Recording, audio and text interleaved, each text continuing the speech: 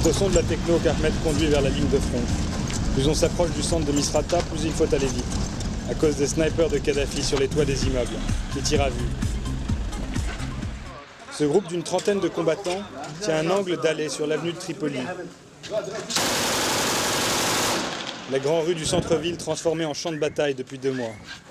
Étudiants, électriciens ou ingénieurs, ils ne savent pas vraiment se battre, mais s'acharnent à contenir la poussée des troupes d'élite kadhafistes, à une centaine de mètres.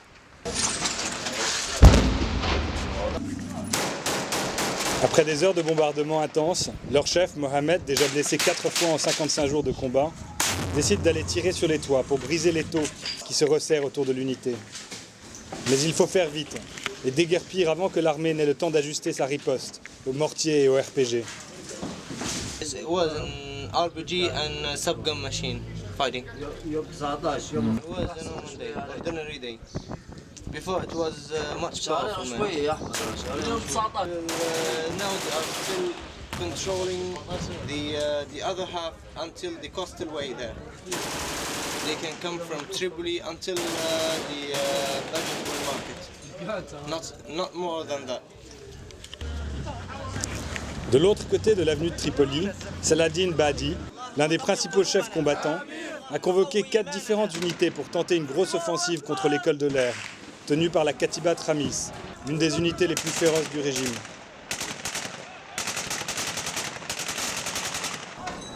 Dans leur pick-up transformé en automitrailleuse, les rebelles tentent un feu roulant pour repousser l'ennemi.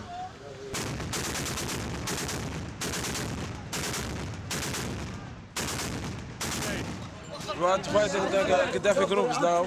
They're centering in this building, the sniper and 1 tank and some soldiers just there.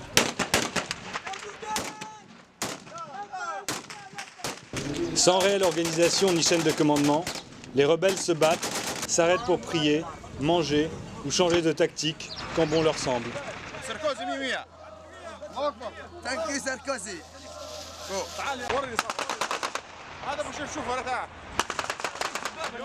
Mustapha, un comptable de 26 ans, est devenu expert en RPG.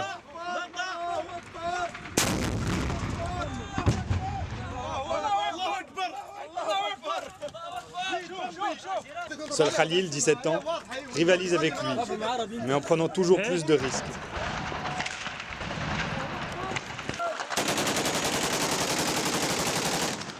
Les insurgés gagneront 200 mètres sur l'avenue de Tripoli ce jour-là. Ils perdront 17 hommes.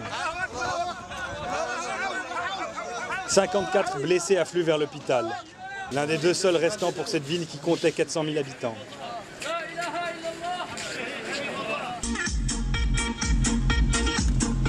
C'est encore au son de la techno qu'Ahmed va à l'enterrement d'un de ses meilleurs amis, Khalifa, qui a eu le crâne explosé ce matin-là par une roquette, près de l'hôpital.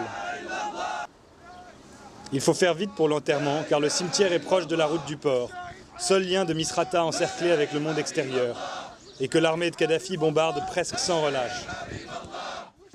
Les 400 tombes de ce cimetière sont toutes des victimes des combats des dernières semaines. Il y en a plusieurs autres comme celui-ci à travers la ville. Il plane ici l'odeur fétide de trop de cadavres enfouis à la va-vite, sous 40 cm de sable.